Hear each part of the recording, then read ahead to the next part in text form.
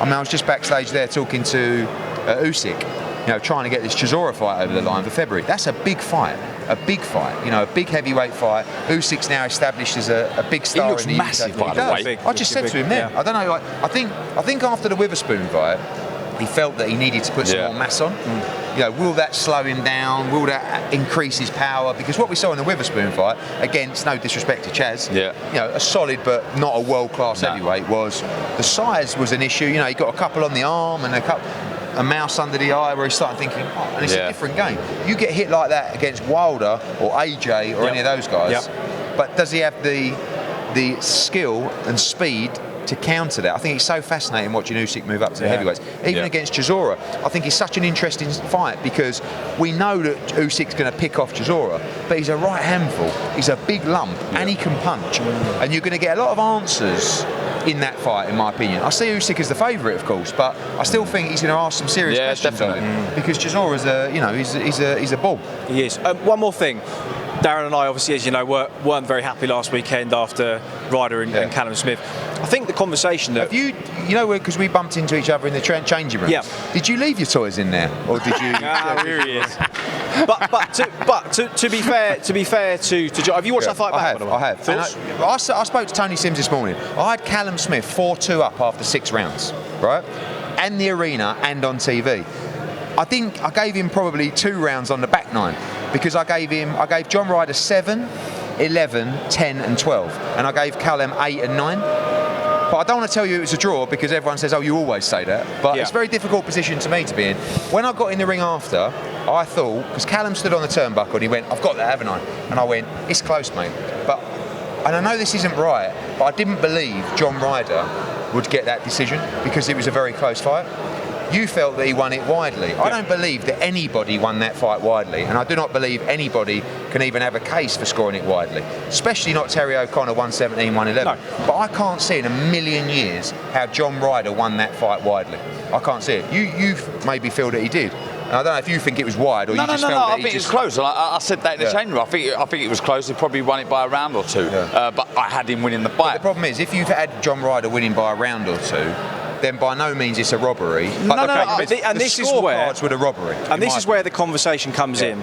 Is the 10-point must system becoming outdated? Because if you're giving, like Cash and Farouk, Lee McGregor and Cash Farouk the other day, I said to Darren, if you score that as a 136-minute block of action, Cash Farouk wins all day. But when you split that into 12 separate rounds, there are arguments for Lee McGregor in up to and above 6 rounds, and you can see how he won it. Now, I thought Cash Farouk won it on instinct, but actually when I went back and scored it, you could have it 6-all, you could have it 1 round for McGregor, you could have it 1 round for Farouk. And if that's the case with Ryder and Callum Smith, you have to say that at this point, just delivering a 10 for the winner and a 9 for the loser in a round where nobody gets knocked down, now the conversation has to start happening because it's happening too often. Yeah, do you know, but I think that's a great point, and I spoke to Tony about that this morning and other people as well. In a 10-point must system, I do like it because I think some other times it's so easy to score a 10-10 round. Yeah, of course. Right? But when you're in a round, a lot of those early rounds, particularly through 7 was a strong round for Ryder, 8 and 9 I had for Callum, but even taking 7 and 11 were the 2 convincing rounds for Ryder in my opinion. But taking the other rounds, there was particularly the first 6 where not a lot happened, right? Callum looked good on his jab, Ryder was getting up close but not doing a lot. In my opinion, there are a lot of very close rounds in the first 6 rounds of those fights. And I find yourself, whether it's right or wrong, in a 10-point must system, leaning towards the champion and the home fighter with a little bit of noise you might have heard when a jab's landed. So whilst I love the 10-point must system, it does give the potential for some wide scoring because you have to give someone a round. Like in those early rounds of that fight, there was probably quite a few 10-10 rounds. So, but do we want... without a 10-point must system, you're going to get a lot of closer fights. You won't get as many wide decisions because you're going to get a lot of judges going, how easy is it to go, 10-10, right, at the end of the round? That was a close round. Do you think they should be doing that more?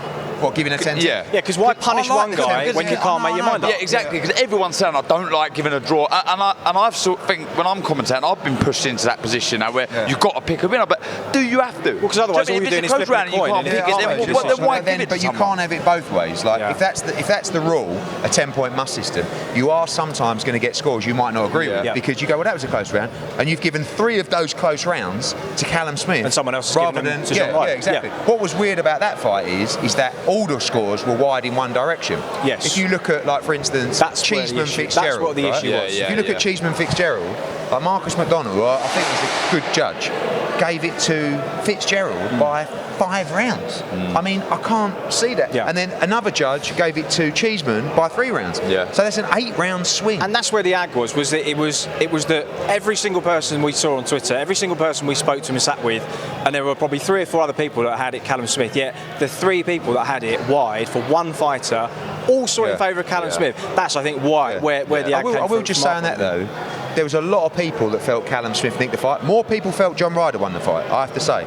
But when you actually go back and look over it, it was the reaction mainly from the scorecards that made people go, that was ridiculous. Even Tony said, and I think you had the conversation, if you would have lost a close decision, you'd have gone, felt we won that, but, you know, challenger in Liverpool. But you can't accept. But why should that make a difference? Just because, Chris, in a 10-point must system, when there's a close round, it's not corruption, it's not dodgy.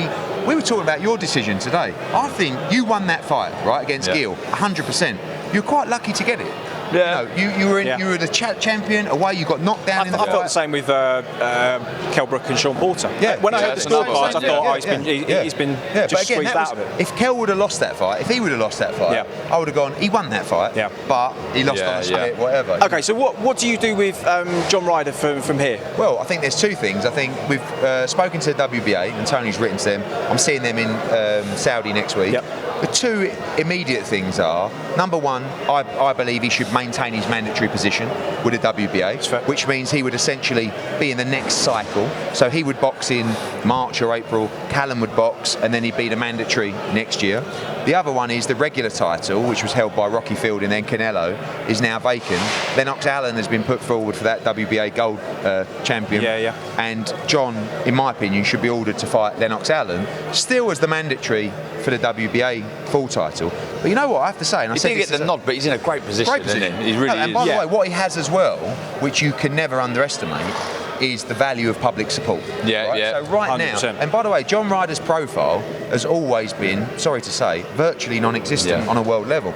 Now he has the support of British fight fans saying, do you know what, John, you deserve this now, so we're going to get behind you. All of a sudden, you put Ryder against Lennox Allen for the WBA world title, becomes a big fight. I have to say as well, and Joe Gallagher might not like this, but if we can't get Canelo or Triple G for Callum Smith, I believe the rematch becomes a big fight in the UK against John Ryder. Well, have fun having that conversation with Joe. No, I think, but I think it sells massively now. Callum will feel like he underperformed, right? Callum feels like he should be beating John Ryder every time. Right, so if I'm Callum Smith, prove it. You know, unquestionably, he has to look for the monster fights. Right, he's at that stage in his career. He's beat George Groves. He's boxed Hassan and Dam. He's boxed John Ryder. He wants Canelo. He wants Triple G. He wants the unifications. But if they don't come, if I'm Callum Smith, and I know Callum, and if there's any doubt of the result, which there was, he will think, I can box much better than that. I'll be up for that fight next time. I would like to see the rematch. But I also understand my job now is to try and deliver him the biggest fight possible. Really, you've got an interesting mix between Billy Joe Saunders and Callum Smith, where I believe Canelo's next opponent comes from one of those 2. In the States? Yes, or wherever it is. You're not getting him out. No. But in that case, if one of them doesn't get it, if say Canelo box Billy Joe, Callum, then we have to try and make a fight with a PBC or whatever, people are tied up. One of my recommendations was, let's do John Ryder, do it at the O2, do it back at Liverpool. It's a fight people will be interested in. You know, it's got a little bit of controversy now. 100%. It's got some momentum. If Canelo somehow picks someone that isn't John Ryder, or isn't Billy Joe or isn't Callum Smith, those 2 should fight each other in a unification fight, and maybe John gets a winner. John Ryder also likes the Billy Joe Saunders fight. Tony's always liked that fight. They had a good fight for the British title a few years ago. I think Billy's looked pretty human in the last couple. I think John's, you know, I know he's disappointed. Just for the record, you had him winning then? Who, John Ryder? No. What? I didn't. I didn't. I felt like it was a really close fight. I watched it back. I couldn't give Ryder the win. I could have it a draw, or I could have it just to Callum Smith. My old man had it to Callum Smith by 4 rounds. Shouldn't say that. I phoned him up the next morning. He went, Callum Smith won that comfortably. You had it 3 or 4 rounds to Ryder. You had it 1 or 2 to Ryder. Yeah. Andy Lee had it. I haven't watched it back yet, but Callum Smith, I will.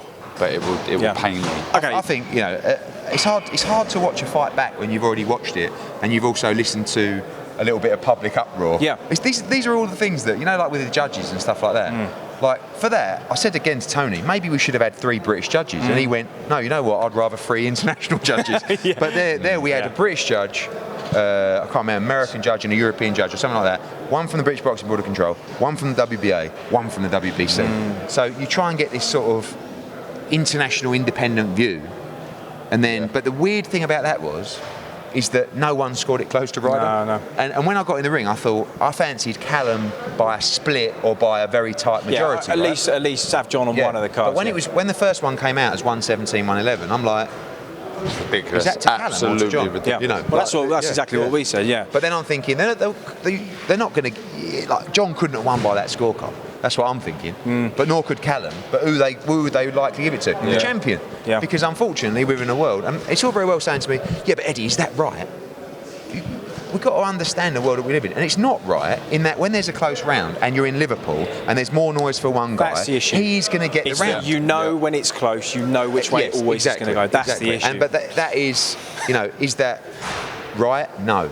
So I'm just looking at the backdrop. We've been talking for so long, there's no one in here anymore. I don't know if anyone else is watching. It's an interesting debate. Yeah, maybe not. But I think that there's 2 things. One is the 10-point must system, and the other one is the WBC open scoring. Yes. But the problem is from a TV product point of view, that anticipation of drama of the scores, and the new, like when we had it. If we knew the scores after 8 rounds and it was wide, maybe, in that situation, it still would have been great because it was close. Yeah. But what I liked about that is the open scoring is that's Usyk. I was going to say, if you can hear that, that's... So that is, one thing with... I was telling him to shut up.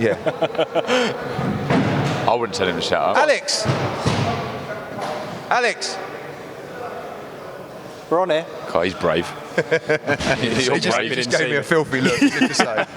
He thinks you're serious, I know, yeah. So when you go back to the open scoring, you imagine you would have had 8-round open scoring for Smith against Ryder. It would have been 6-1 to Callum Smith. And that would have caused... I think John would have just walked out the ring. Yeah, that would have caused problems. But the thing is, one, it would have caused problems, but then Tony Sims, don't get me wrong, in 11 and 12, John did really absolutely go for it. But I think after 8 rounds, Tony would have to say to John, you cannot win this fight unless you knock him out. Yeah. And then all of a sudden... Are you a fan of it then? We do it in Italy. It was a few weeks ago. It worked well, actually. Yeah, Tommy McCarthy's fight against Turchi, that was really interesting. I like it in that respect because it adds a little bit of drama where it's like, what's he got to do? The lights are all even going down. Oh, blimey. But from a TV product point of view, I quite like it because it's like, right now, you have to knock him out. Or you're 2 rounds up, don't go crazy. But then the other guy's being more aggressive. But then it takes that drama away and that traditional element out of and the new and all this sort of stuff. Tough one. Interesting. Thanks for chatting to us. What long into the night by this point.